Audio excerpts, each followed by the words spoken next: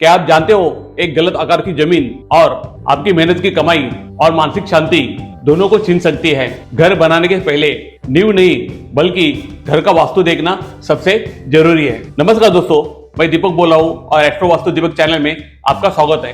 इस चैनल के ऊपर हम लोग ऐसे ही वास्तु, एस्ट्रोलॉजी और धार्मिक वीडियोस बनाते हैं। आज के वीडियो में हम लोग देखेंगे, अगर आप घर बना रहे हो खाली प्लॉट के ऊपर, तो प्लॉट का जो कि परीक्षण करना है वो वास्तु के हिसाब से कैसे करना है, मैं आपको पूरे डिटेल में बता दूंगा। यहाँ पे जमीन का आकार कैसे होना चाहिए, स्क्वायर वगैरह, और जमीन की ढलान कैसी होनी चाहिए, कौन सी तरफ ये झुका होना चाहिए, मिट्टी परीक्षण कैसे करना है ये भी मैं बताऊंगा।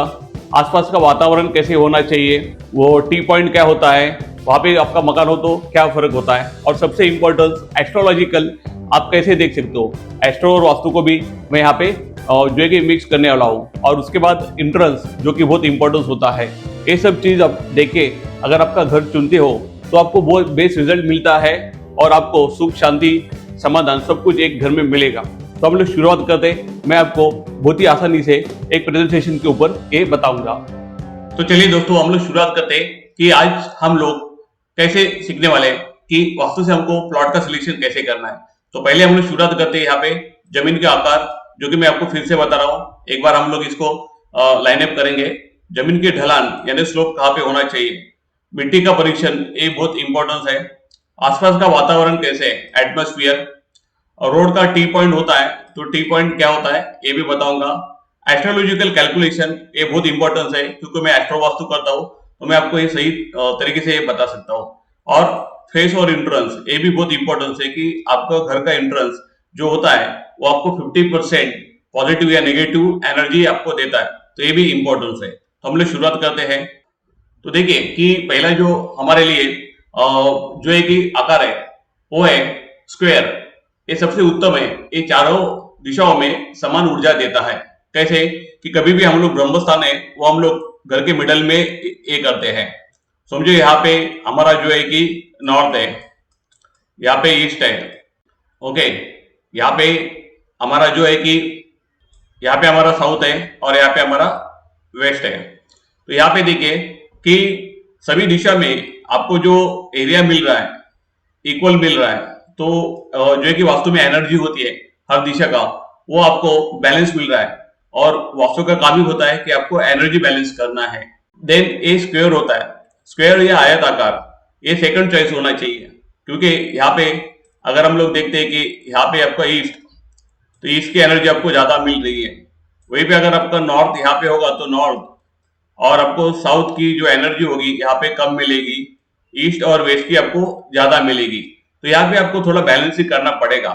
लेकिन फिर भी ये जो होता है आयत आकृति, अगर हम इसको बोलेंगे तो ये भी थोड़ा शुभ है।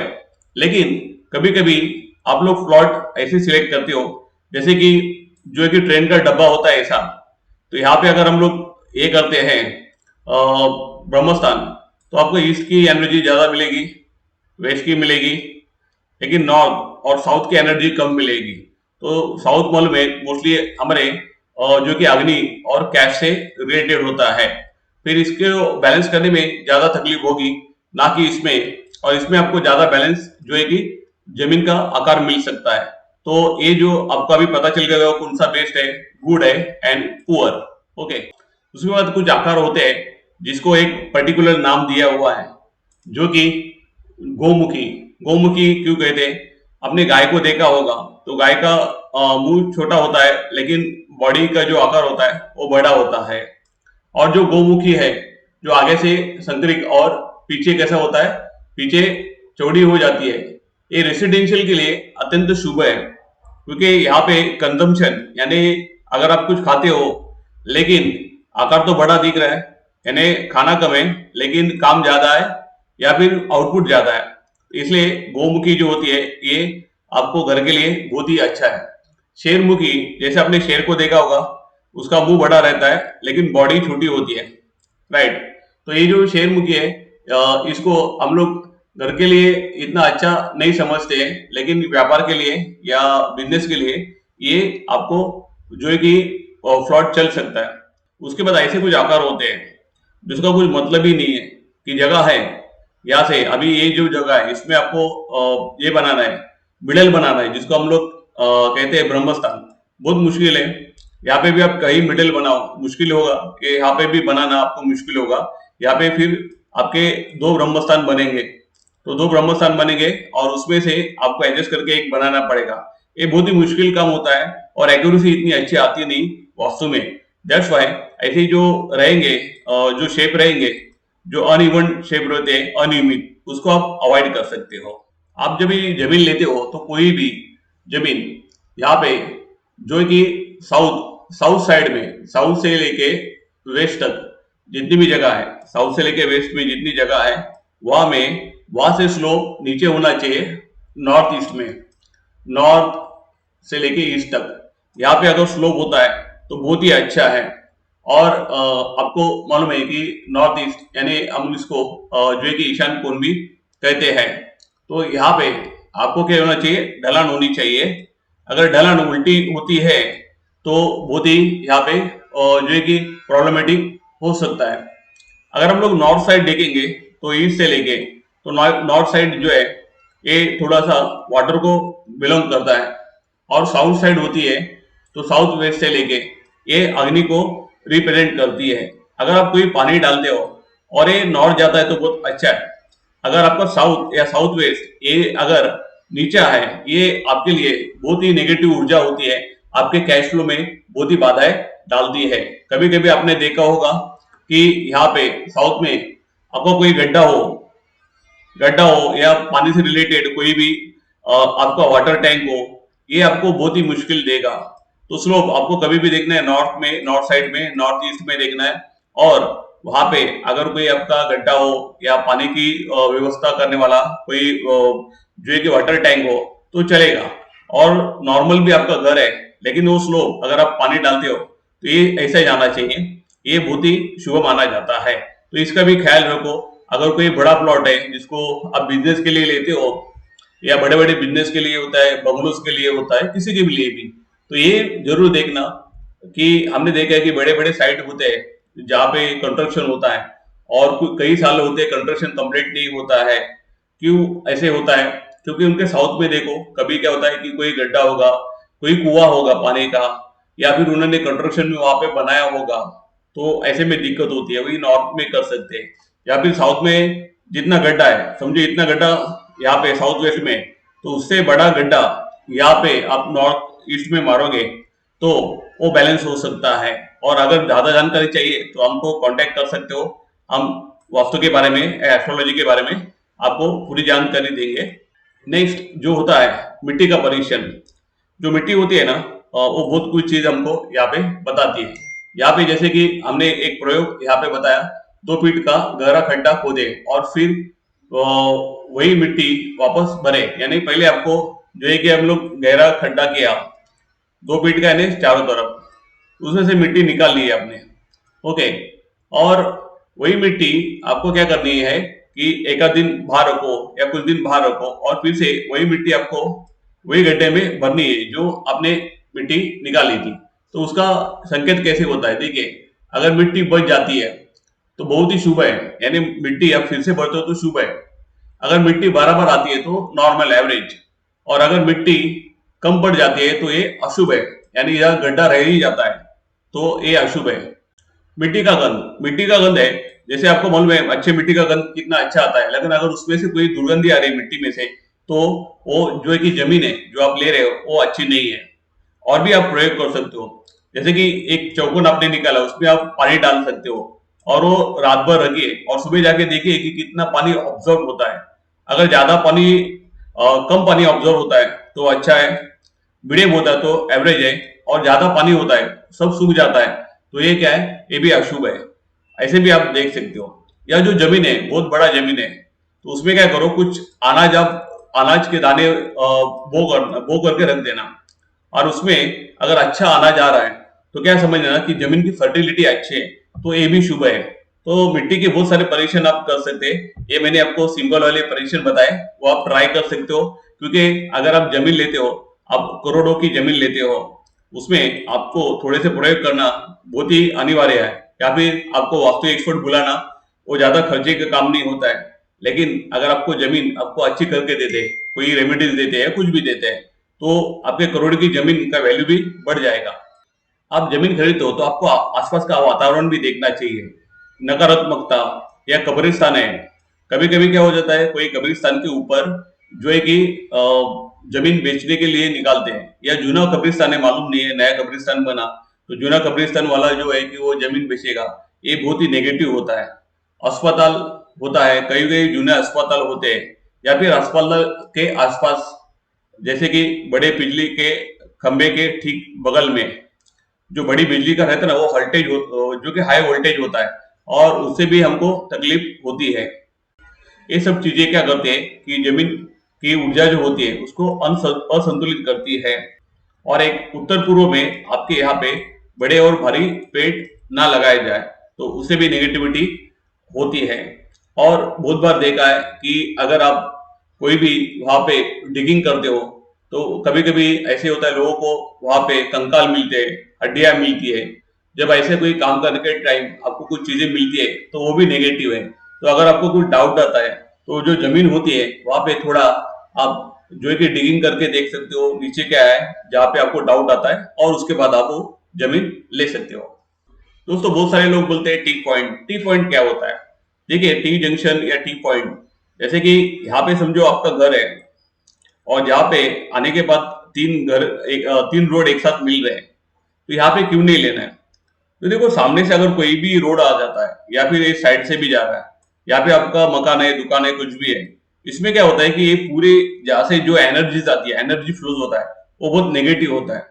क्योंकि सब कहीं से पॉजिटिव आ रहा है, कहीं से नेगेटिव आ रहा है, लेकिन बहुत भर भर के एनर्जी आ रही है। तो ये एनर्जी होती है, ये घर को हिट करती है। इसलिए जो टी पॉइंट वाला जो घर होता है, बहुत सारे लोग अवॉइड करते हैं। या जगह होते हैं, मकान होते हैं, दुकान होते हैं, खाली फ्लैट होते हैं, ये मोस्टली आपको अवॉइड करने हैं। ये चीजें हमको जब भी आप खरीदते हो तभी देखनी है। एक बहुत ही बड़ा इंपॉर्टेंस पॉइंट है जो कि मैंने कुछ वीडियो में बताया, शायद नहीं बताया, लेकिन मैं आपको यहाँ पे बता रहा हूँ। जैसे कि अगर हमारा घर होता है और घर की दिशा होती है नॉर्थ, ईस्ट, साउथ और वेस्ट, तो हर दिशा के जो कि ग्रह होते हैं जो कि एस्ट्रोलॉजी में होते हैं, जैसे कि साउथ का जैसे कि नॉर्थ का मर्क्यूरी है, ईस्ट का सन है, मार्स है यहाँ पे साउथ का, और सैटर्न है वेस्ट का। और जैसे कि जो कि सब दिशा होते हैं, नॉर्थ ईस्ट, जैसे कि साउथ ईस्ट, इनके भी यहाँ पे आपको ग्रह दिख रहे हैं। तो मैं आपको एक्सप्लेन करने की जरूरत नहीं है, ये सब ग्रह दिख रहे हैं। इसके लिए मैं अलग सा वीडियो बनाऊंगा जब भी एस्ट्रोलॉजी या फिर वास्तु के आगे कुछ ये रहेंगे। आपको यही जान लेना है कि जितने भी यहाँ पे दिशा ये है, सभी के ग्रह है। तो आपको क्या करना है, कुंडली यानी होरोस्कोप निकालते हैं। जब भी हम लोग होरोस्कोप देखते हैं, वहां पे देखते हैं कि कौन सा ग्रह उच्च का है, नीचे का है। नीचे का ग्रह है तो आपके लिए अनलकी है। और भी चीजें होती है, वो ग्रह को कौन देख रहा है। तो अगर हम लोग सब एनालिसिस करते हैं तो समझो पर्टिकुलर ग्रह आपके लिए नेगेटिव है। जैसे हम समझते हैं कि शनि शनि ग्रह आपके कुंडली में एक नेगेटिव बैठा है, और जो जातक यानी जो इंसान जिसके घर में शनि नेगेटिव बैठा है, वो ऐसा प्लॉट ले रहा है जो कि वेस्ट फेसिंग है, राइट। तो वेस्ट फेसिंग है तो उसका इंटरेस्ट भी वेस्ट फेसिंग रहेगा। तो ऐसे में ये जातक को या इंसान को बहुत तकलीफें आ सकती है लाइफ में। तो उसको ये जो है कि ये वेस्ट नहीं लेके दूसरा ऑप्शन देखना चाहिए, नॉर्थ हो या ईस्ट हो, जहाँ पे अगर नॉर्थ में लेता है तो मर्क्यूरी अच्छा होगा, ईस्ट में लेता है तो सन उसके इसमें अच्छा होगा हॉरोस्कोप में, या फिर साउथ लेता है तो मार्स यानी कि मंगल अच्छा होगा। और बाकी भी जैसे ग्रह है, वो अपने कुंडली में कोई ना कोई ग्रह तो अच्छा होता है और खराब होता है। तो ये भी देखते हो। और कौन देखेगा? जो जमीन अपने नाम पे ले रहा है, जिस जमीन का मालक, या मेल हो फीमेल हो, जिनके नाम पे ये जमीन आ रही है, उनके कुंडली देखना बहुत जरूरी है। और इसको हम लोग बोलते हैं एस्ट्रो वास्तु। इसमें और भी जैसे कि डिटेलिंग होती है, मैंने आपको कंसेप्ट समझ में आ जाए इसलिए आपको ये एग्जांपल दिया हुआ है। नेक्स्ट हम देखते हैं एंट्रेंस। तो दोस्तों, जैसे कि पहले इसमें एग्जांपल में हमने देखा कि एक घर का नक्शा बना है, और वहां पे मैंने यहाँ पे ईस्ट, नॉर्थ ईस्ट, यहाँ पे हमने नॉर्थ यहाँ पे लगाया। तो एक ग्रिल होता है वास्तु में, जहाँ पे आपके जो घर होते हैं, तो जो तीसरा यहाँ पे देखिए कि समझो आपका ईस्ट फेसिंग है, तो ईस्ट फेसिंग है तो आपने कहीं मिडल में अगर डोर बनाया है या फिर वन साइड डोर बनाया है, लेकिन हर दिशा होती है, जैसे कि ईस्ट वेस्ट साउथ नॉर्थ जो भी हो उनका, जो कि यहाँ पे डोर होता है तीसरा और चौथा डोर, जो कि क्या होता है वो शुभ होता है। तो ये समझो कि ये जगह पे आ रहा है, तो आपको ये देखना चाहिए कि शुभ डोर कहाँ पे आता है। तो अगर उसके लिए आपको डोर एडजस्ट करना पड़े तो आपको जरूर करना है। आप ये मत कहो कि मिडल में ही आना चाहिए। आपको क्या है कि आपको फॉल अच्छा मिलना चाहिए, डोर कहीं भी रहने दो। अगर आपके दिन अच्छे चल रहे हैं तो डोर कहीं भी रहने दो, लोग आपके घर में आएंगे, आपके घर में खुशहाली भी आ जाएगी। तो हर जगह पे आपको मालूम नहीं, आपको शायद ईस्ट का मिले, जो है कि वेस्ट का मिले, साउथ का मिले, हर जगह पे। तो आप पूछोगे तीसरा और चौथा दरवाजा क्या होता है, तो मैं आपको जब भी ये दिशाएं पढ़ाऊंगा, आगे जाके हमारे ये वीडियोस भी आएंगे, तभी मैं आपको बताऊंगा कि ये जो ये होते इंट्रोस होते टोटल होते जो है कि 32, और जो है कि ये दिशा होती है हमारी 16 है। तो उसमें हर एक इसमें दो दो यहाँ पे आपको दिख रहे हैं कि दो दो पार्ट हो रहे हैं। तो ये मैं आगे जाके डिटेल में बताऊंगा, लेकिन याद रखना ये चीज अगर आपको नहीं समझ में आया तो हमसे कंसल्ट भी कर सकते हैं, हमको पूछ भी सकते हैं और थोड़ा नॉलेज पा सकते हैं। तो इतनी चीजें हैं जो आपको, अगर आप खाली प्लॉट लेते तो आप देख सकते हो। इसके बारे में और भी ज्यादा जानकारी चाहिए या और कुछ नॉलेज चाहिए, नीचे कमेंट में आप लिख सकते हो। मैं और भी डिटेलिंग में वीडियोस बनाऊंगा, या फिर आपको कमेंट में आपके जितने भी डाउट्स है वो मैं क्लियर करने की कोशिश करूंगा। तो दोस्तों कैसे लगा आपको ये वीडियो? अगर आपको अच्छा लगा तो प्लीज लाइक कीजिए, इसको शेयर कीजिए और आपके कमेंट भी लिख दीजिए, और हमारे चैनल को सब्सक्राइब भी कीजिए। दोस्तों ऐसे ही वीडियो आपको देखना है तो नीचे कमेंट्स में लिखिए कि कौन से टॉपिक के ऊपर आपको वीडियोस देखना है। सभी दिशा के बारे में मैं अलग अलग से अभी वीडियो लाने वाला हूं, और इसको आप भर भर के जो कि लाइक दीजिए, कमेंट दीजिए और शेयरिंग भी दीजिए, तो मैं और भी वीडियो यहाँ पे बनाऊंगा। और आपको कोई पर्सनल समस्या है वास्तु रिगार्डिंग या फिर होरोस्कोप के लिए, तो आप कमेंट्स में लिख सकते हो। उसके लिए मैं आसान तरीके से आपको रेमेडीज बताऊंगा और आपको उसका विश्लेषण भी दूंगा। तो हम लोग अगली वीडियो में मिलते हैं। नमस्कार।